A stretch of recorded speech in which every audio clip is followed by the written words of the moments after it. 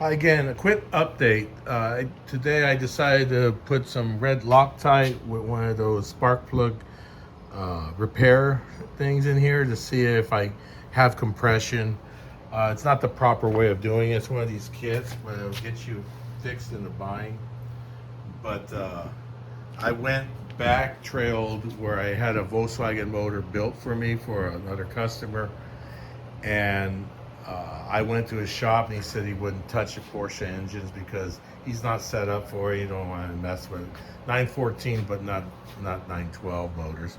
So he referred me to a little guy in a hole in the wall, just about 15 miles away from my house. I go over there, I could barely find him.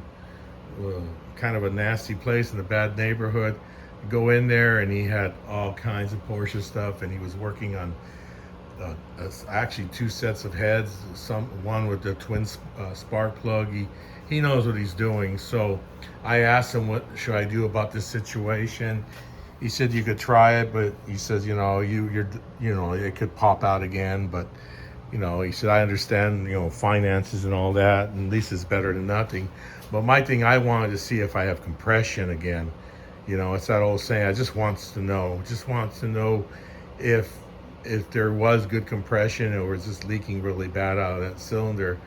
So it gave me at least some justification that it's okay to motor. But what I'm gonna do is take these heads off, take it to the guy. What he'll do is weld this up, and then he'll re-drill it and re-tap it and do a valve job. He says it's best to do both heads. And also he recommended me too, seeing that I don't know the state of this engine, is to take the rod bearings out, look at them. If there's any bit of wear, replace them. If the crank looks pretty good, if it's just marginal or just if they're still good, don't mess with them. But at least he showed me a path how to do it. I'm not a mechanic. I know how to fix things, but technical stuff is just beyond me. I don't want to get into that. But there I found a guy that could do the technical stuff for me, show me what to do, at least hold my hand and guide me. Unfortunately, this guy says he doesn't want me to tell his location and his name because he's already got enough work and he doesn't need to be onslaught with people asking him questions. So, it's just a godsend, a blessing to me. I wish I could share it with you guys, but I'm going to take him. I don't want to get him upset that I shared his name or where he's at. But he does all the repairs for high-end shops, and, he just happened to befriend him, and I'm very fortunate for that. Maybe he felt pity for me. So I'm going to show you a look that I'm looking at. I got old chrome wheels, the old Porsche wheels, and I sandblasted them and I painted them. And I put a stock hubcap, and then I have these aluminum wheels from Wagon Mobile. I forgot the name of it, but they're new wheels. But I kind of like this look better than this look. But at least I have two sets of wheels.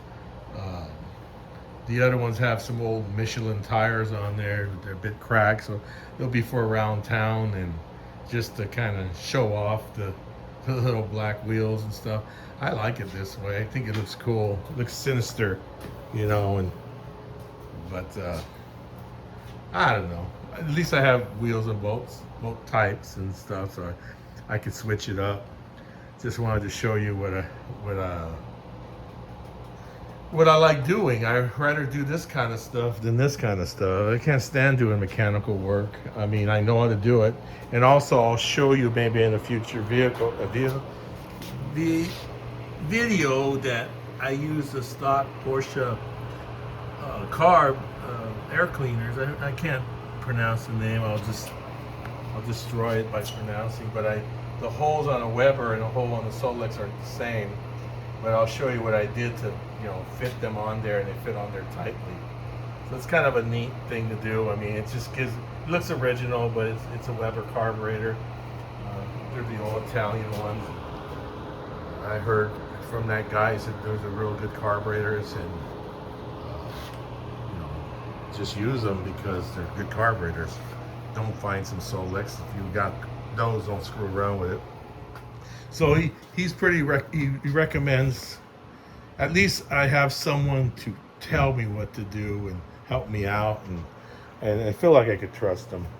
So I appreciate your time, you guys, and hopefully I could, tear these heads off and check the rod bearings, and then at least I'll have confidence when I drive this thing. I know I could probably just patch it with this stuff and be on my way, but I'll have that thing in my back, that monkey on your back, knowing that something could go wrong.